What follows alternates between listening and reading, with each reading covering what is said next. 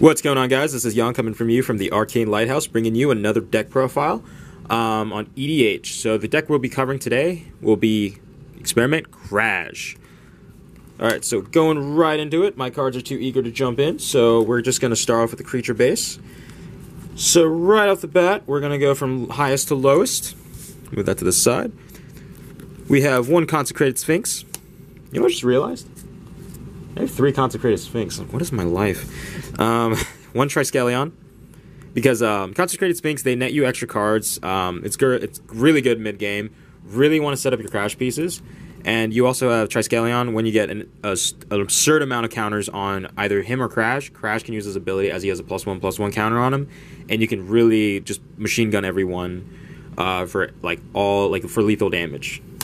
So Prime Speaker Xenagos, so he nets you cards as well, equal to its power, and it gets plus X, where X is +1/+1 counters, depending on the greatest power you control among creatures that you control. Little tongue-tied.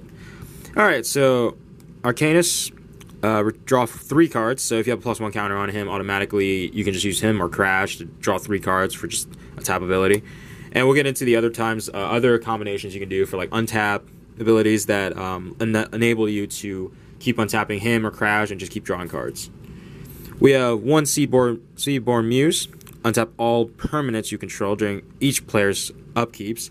So in an EDH deck, in an EDH match, sorry, you're versing 3 other people. You're just netting constant, abilities to the ability to constantly interfere, hinder some person's game because your mana's always open, and you can play counter spells, instants, search your deck if you have certain cards like tutors. We have one Mercfiend Leech. So again, all creatures untap. All green and white creatures, not green and white, green and blue creatures get +1/+1. We have one Morphling, one Momir Vig because duh. One Quicksilver Elemental. When Crash is shut off and offline, you can use this as a substitute. We have one Thornling. One Colonian Hydra. So every time he attacks, you double the amount of +1 counters on every creature you control. So this will speed up your game process by, doubling the counters on like Triskelion and other cards like that you really need +1 counters on, and able to get Crash online and use them very effectively and closing out the game. We have one Glen to counter that ability. Essentially sacrifice a counter target spell and put a +1 counter on. Crash can sack himself because he does have that activated ability. And then essentially, she has persist, or she comes back, so you can do it again. We have one Fathom Mage, one Elder, so untap 2 target lands. We have one Master Biomancer. We have one Simic Ragworm, so when Crash gets a +1 counter on him, he can pay 1 blue to untap Crash. It is not a tap ability, it is an activated ability, so you just pay the mana cost and you can keep on tapping. You can go infinite if you'd like, if you have enough mana and the right game pieces. So keep that in mind. So we have one Forgotten Ancient, one Manipulator, so have enough +1 counters on him, gain control of target creature. We have one Herald of Secret Streams, so creatures you control with +1/+1 counters cannot be blocked. So when Crash reaches like unprecedented heights, your opponents cannot block it unless they kill it with something. Alright, we have one Click.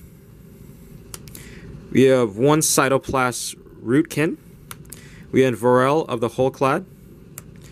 We have Fertilid. Search for those basic lands if you need to.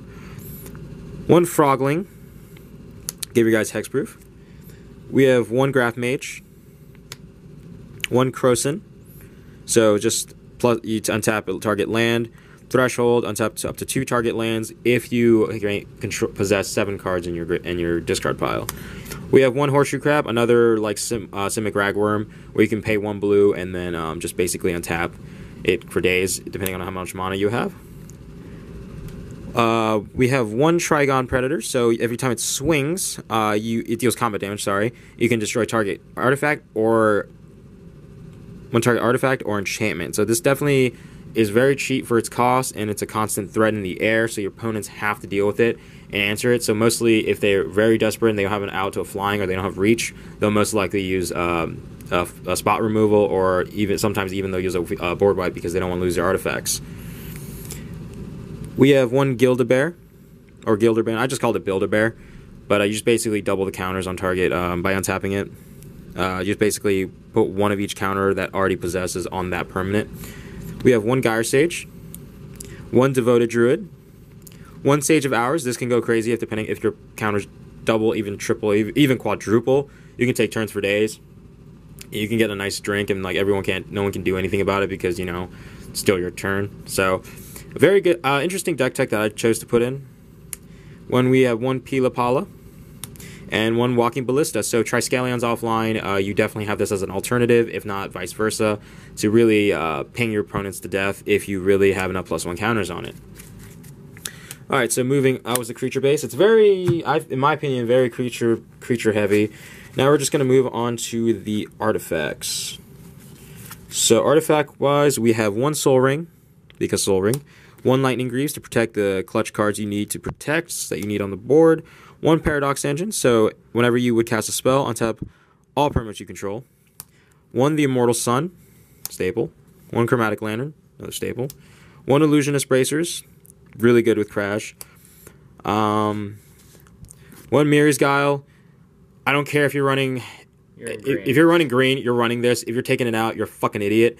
If you're even suggesting it, you're a fucking idiot.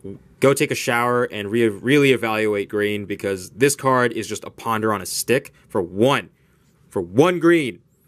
Repeatedly, one green. You need to reevaluate your deck style if you're running green and you're not running this card. It's expensive, but in terms of gameplay, you'll be able to stack the amount of cards that you want in order, and you can get different effects. So you can stack the cards you want, fetch them away, by fetching a land, getting a shock, dual land, whatever. Do not take this card out if you're running green. The reason to not include it is because it is expensive. But if you have one, run it. But if you have it and you're suggesting to not run it, don't do that. Run it. Be normal. One Corrupted Conscience, because as I explained with my Riku deck, very underrated uncommon from Murder Besieged. 3 colorless, 2 blue, take control of target creature that your opponents control on the board, or your own. You can enchant your own and it gains Infect. Why not? We had one Path of Discovery, one Hardened Scales to get an additional +1 counter every time you would put +1 counter on any creature.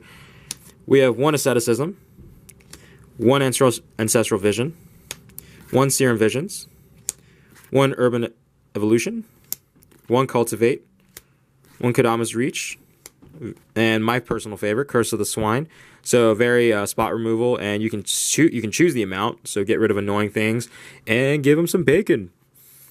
We have one Green Sun Zenith, one Amass the Components, we have one Ponder, and to go into an instance, we have one Pact of Negation, one Beast Within, one Rapid Hybridization, one Cyclonic Rift, one Opt, we have one Aetherize, one Mono Leak.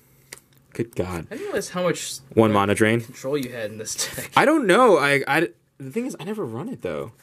So we have one Cryptic... Good God, I have a Cryptic Command. That moment, I didn't even realize I had, like, Mana Drain in here to actually, like, look through. I was like, what am I thinking?